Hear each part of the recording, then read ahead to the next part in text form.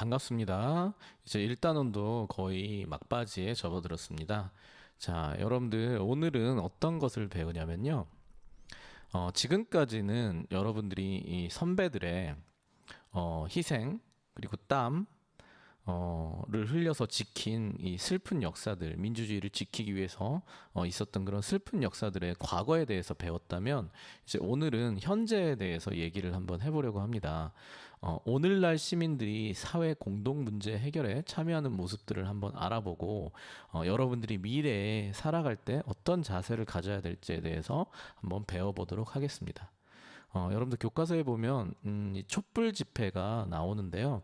이때가 2016년입니다. 그러니까 여러분들 몇 살 때죠? 아마 1학년, 2학년 아마 그때쯤인 것 같은데, 혹시 여러분들 부모님께 한번 여쭤보세요. 이 촛불 집회에 참여하셨는지. 아마 분명히 촛불 집회에 참여하신 분이 계실 거예요. 그리고 그 중에는 같이 어린 나이에 여러분들이 같이 이렇게 거리로 나가서 촛불을 들거나 시위에 참여했던 그런 친구들도 있을 겁니다. 자, 그런데 그때 여러분들 나이가 어렸기 때문에 아마 왜 사람들이 거리로 나왔는지 이유는 아마 알지 못할 거예요. 왜 사람들이 촛불 집회를 하는 건가요? 네, 이 사람들이 원했던 것은 무엇이었는지 한번 선생님이 설명을 좀 해주겠습니다. 자, 여러분들 대통령 연표를 한번 봐야 되는데요. 박근혜 대통령 때 있었던 일이에요. 박근혜 대통령은 박정희 대통령의 딸이었죠. 대통령의 딸이 또 대통령이 된 겁니다. 그리고 우리나라 최초의 여성 대통령이었어요. 그래서 사람들이 기대치가 굉장히 높았습니다. 이 박근혜 대통령에게 거는 기대가 굉장히 높았어요. 자, 그런데 지금 박근혜 대통령은 잘못을 해서 감옥에 가 있죠. 왜 그런 일이 일어났는지 한번 설명을 해보겠습니다. 어, 여러분들 비선실세라는 말 들어본 적이 아마 없을 거예요. 이게 쉽게 말해서 이런 겁니다. 여러분들 친구가 대통령이 됐다고 한번 생각해 봅시다. 여러분들 나중에 어른이 됐는데 내 친구가 대통령 자리에 오른 거예요. 어떤 기분일까요? 일단 여러분들 굉장히 자랑하고 싶을 거예요. 그래서 친구들한테 야, 내 대통령이 이번에 내 친구가 이번에 대통령 됐다? 자랑하고 다닐 거예요. 근데 거기까지는 괜찮아요. 거기까지는 괜찮은데 만약에 여러분들이 이랬다고 가정해 봅시다. 야, 이번에 내 친구 대통령 됐는데 니네 이번엔 니네 아들 취업 떨어졌지. 나한테 얘기하면 내가 대통령한테 얘기해가지고 직장 붙여줄 거야. 이러면 여러분들 뭐가 되겠어요? 범죄가 되는 겁니다. 범죄. 그때부터는 범죄예요. 자, 그런데 이 최순실이라는 사람은 박근혜 대통령과 40년 넘게 이렇게 친구였어요.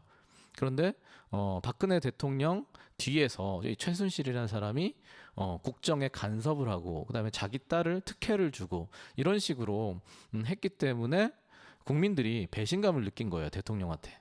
우리가 알지 못했던 사람들한테 휘둘렸다라는 그 실망감 때문에 사람들이 이렇게 거리로 나온 겁니다. 수백만 명의 사람들이 전국적으로 일어났어요. 여러분들 4.19 혁명이나 뭐 6월 항쟁 똑같습니다. 이렇게 거리로 나와서 집회를 했는데 그 당시 사람들은 물론 촛불을 들지는 않았죠. 자, 그리고 또 차이점이 뭐냐면 그 당시에는 경찰들이 총을 쐈잖아요. 근데 만약에 이 시위하는 사람들한테 경찰이 총을 쏜다고 한번 상상해 봅시다. 말도 안 되는 일이죠. 지금 현재 우리나라의 민주주의는 그런 수준은 아니겠죠. 자, 그리고 지금 집회 같은 경우는 약간 느낌이 달라요. 선생님이 영상 그 당시에 영상 한번 보여줄게요. 촛불 집회 영상인데요.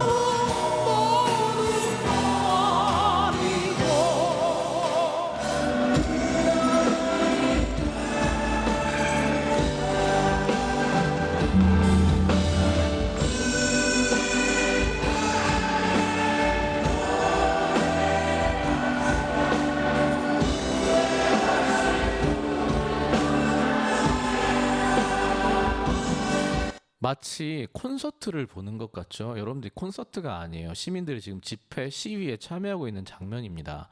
뭔가 슬픔보다는 뭐 신나고 약간 뭐랄까 그런 느낌들이 있어요. 현재의 시위는 그 당시 시위랑 조금 다른 느낌이라는 거죠.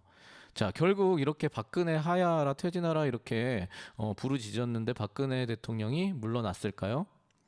아니에요. 나는 잘못이 없다라고 얘기를 하게 됩니다. 그래서 이제 국민들은 마지막으로 최후의 수단을 씁니다. 그게 뭐냐면 재판을 건 거예요. 그래서 헌법재판소의 판사들이 박근혜가 과연 잘못을 했냐 안 했냐를 판결을 내리는데 판결이 어떻게 났을까요?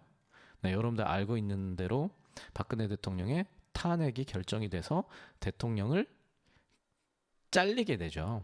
이 당시 영상도 한번 선생님 보여줄게요. 면 법 위배 행위, 헌법 질서에 미치는 부정적 영향과 파급 효과가 중대하므로 피청구인을 파면함으로써 얻는 헌법 수호의 이익이 압도적으로 크다고 할 것입니다. 이에 재판관 전원의 일치된 의견으로 주문을 선고합니다. 주문, 피청구인 대통령 박근혜를 파면한다. 자, 여러분 들었죠? 대통령 박근혜를 파면한다. 이것은 판사들이 판결을 했다기보다도 국민들의 열망이 대통령을 이렇게 쫓아냈다라는 그런 의미로 여러분들이 해석을 해야 됩니다. 자, 그래서 여기서 주는 교훈이 뭐냐면 여러분들 언제든지 지도자가 비리를 저지르거나 자격이 없는 지도자가 있을 때는 국민들이 힘을 합쳐서 쫓아낼 수 있다라는 이런 교훈을 우리한테 주는 겁니다. 자, 촛불 집회 말고 여러분 교과서 한번 또 봅시다. 네, 촛불 집회처럼 이렇게 대규모 시위에 참여하는 방법 말고도 여러분들 사회 공동의 문제를 해결하는 방법들이 또 몇 가지가 있어요. 교과서에는 이제 4가지가 소개되는데 한번 여기에 대해서도 배워보도록 하겠습니다. 자, 시민들이 정치에 참여하는 방법 4가지. 먼저 캠페인 활동이 있습니다. 여러분들 캠페인 활동은 어떤 거냐면 자, 우리 여러분들 선배들이 작년에 이렇게 캠페인 활동을 했었거든요. 학교 폭력 예방에 대한 캠페인 활동이죠. 그래서 아마 지역 신문에도 이렇게 기사가 났던 걸로 알고 있어요. 자, 이런 캠페인 활동도 이렇게 지역 문제, 정치에 참여하는 방법의 한 가지라고 볼 수가 있습니다. 자, 그리고 두 번째, 서명운동 같은 게 있어요. 여러분들 서명운동 같은 경우는 우리 밀락동 같은 경우는 소각장이 지어진다고 해서 주민들이 반대가 굉장히 많잖아요. 네, 그래서 이런 서명운동들, 그다음에 캠페인 활동들을 아마 주변에서 많이 봤을 걸로 알고 있습니다. 자, 그리고 이거는 뭐냐면요. 여러분들 민식이법이라고 지금 여러분들 3월 25일부터 시행되게 되는 법인데요. 이게 뭐냐면 민식이라는 아이가 죽었어요. 근데 어디서 죽었냐면은 학교 앞에서 횡단보도를 건너다 차에 치여서 죽었는데 그거를 CCTV가 없어가지고 확인을 못하게 된 거예요. 그래서 여러분들 이 민식이법이라는 게 어떤 거냐면 이 민식이 부모님, 엄마 아빠가 거리로 나가서 서명운동을 하면서 다시는 이렇게 민식이처럼 억울하게 죽는 학생이 없어야겠다라고 이렇게 서명운동을 받았고 그게 이제 사람들의 호응을 얻어서 법으로 만들어지게 된 거예요. 그래서 민식이법 같은 경우는 학교 앞 횡단보도 이런 곳에다가 CCTV를 설치하고 과속 카메라를 의무적으로 설치하게 되고 그다음에 만약에 사고가 나거나 그랬을 때 훨씬 더 강하게 운전자들을 처벌할 수 있게끔 만든 법이에요. 이것도 역시 서명운동으로부터 시작이 된 겁니다. 자, 여러분들 무슨 말인지 알겠죠? 자, 그다음 1인 시위 같은 것도 있어요. 이건 뭐냐면 여기 책에 보면은 뭐 차량 이부제 시행에 관한 1인 시위들, 그다음에 뭐 통신료 인하, 뭐 장애인 버스 타기 이런 것들을 시위를 하는데 사실 이렇게 거창한 거 말고도 여러분들도 할 수 있습니다. 예를 들면 뭐 학교에 점심 때 밥 먹는데 급식에 고기 반찬이 너무 안 나온다. 그래서 고기 반찬을 주라. 뭐 불고기를 많이 해달라라고 해서 이렇게 포스터 하나 만들어 가서 학교 앞에 서 있는다면 그것도 1인 시위가 되는 겁니다. 자, 그 다음에 누리소통망 서비스, 그러니까 SNS죠. 예를 들면 페이스북이라던가 아니면은 홈페이지, 뭐 트위터, 뭐 이런 곳에다가 의견을 올릴 수도 있어요. 이건 선생님이 직접 해본 것을 아마 선생님이 해본 것을 얘기를 좀 할게요.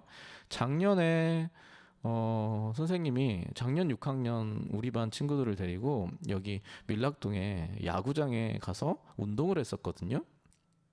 티볼도 하고 야구도 하고 했었는데 여러분들 올해는 이걸 쓸 수가 없대요. 왜냐하면 의정부시에서 학생들이 이용할 수 없게끔 올해부터 문을 걸어 잠궈 버렸어요. 여러분들 아는 친구들도 있을 겁니다. 그래서 여기 작년까지 놀았던 친구들은 올해는 문이 잠겨 있어서 갈 수가 없어요. 선생님이 굉장히 화가 나더라고요. 왜냐하면 학생들 어린이들 뛰어놀라고 만들어 놓은 리틀 야구장인데 어린이들을 못 쓰게 막아버린 거 아니에요. 그래서 선생님이 이것을 어떻게 했냐면요. 되게 국민신문고라는 누리 소통망에 누리집에 선생님이 글을 올렸어요. 그래서 이거 우리 학교 학생들이 여기 좀 쓸 수 있게 해달라. 이 야구장을 우리가 좀 쓸 수 있게 해달라라고 글을 올렸습니다. 이것도 역시 정치에 선생님이 참여한 게 되겠죠. 그 결과는 아직 선생님이 받지를 못했는데 아마 기다려 봐야 될 것 같아요.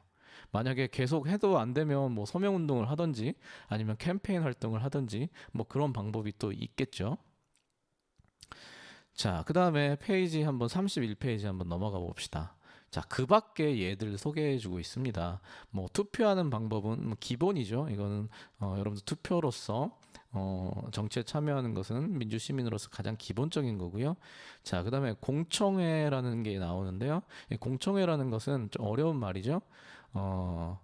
자, 우리 지역의 예를 관해서 한번 설명해 봅시다. 이게 뭐냐면 우리 의정부시 자원 회수 시설에 관한 공청회인데 이런 거죠. 정부에서는 의정부시에서는 소각장을 지으려고 해요. 왜냐하면 우리의 쓰레기를 처리를 해야 되기 때문에 뭔가 소각장을 지어야 되는데 또 시민들은 그걸 싫어하죠. 그래서 짓고자 하는 사람들과 짓지 말자고 반대하는 사람들이 모여서 무엇을 해야 됩니까? 토론을 해야겠죠. 모여서 얘기를 하는 토론하는 자리가 바로 공청회입니다. 굉장히 중요한 자리겠죠.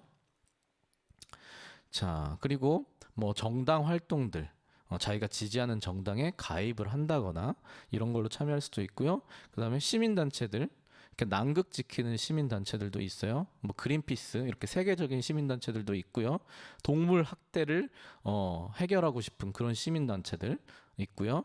그다음에 뭐 도룡뇽을 살립시다 이런 시민단체들, 환경단체들이죠. 여러분들도 다 가입할 수 있는 겁니다. 자, 그래서 여러분들이 뭔가 지역의 문제다, 우리나라의 문제다라는 그런 부분에 대해서 이렇게 여러 가지 방법으로 참여를 할 수 있다는 거죠.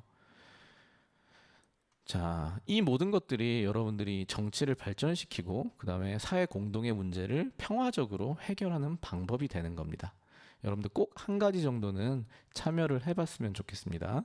자, 이 뒤에 보면은 이렇게 직접 참여하고 계획을 세우게 이렇게 나와 있는데 이거는 그냥 한번 읽어보세요. 숙제로 내주지는 않겠습니다. 자, 이제 이렇게 1단원이 끝났습니다. 자, 여러분들 긴 시간 동안 여러분들 1단원 민주주의의 발전과 시민 참여에 대해서 열심히 공부해줘서 너무 감사하고요. 자, 이상으로 오늘 수업을 모두 마치도록 하겠습니다.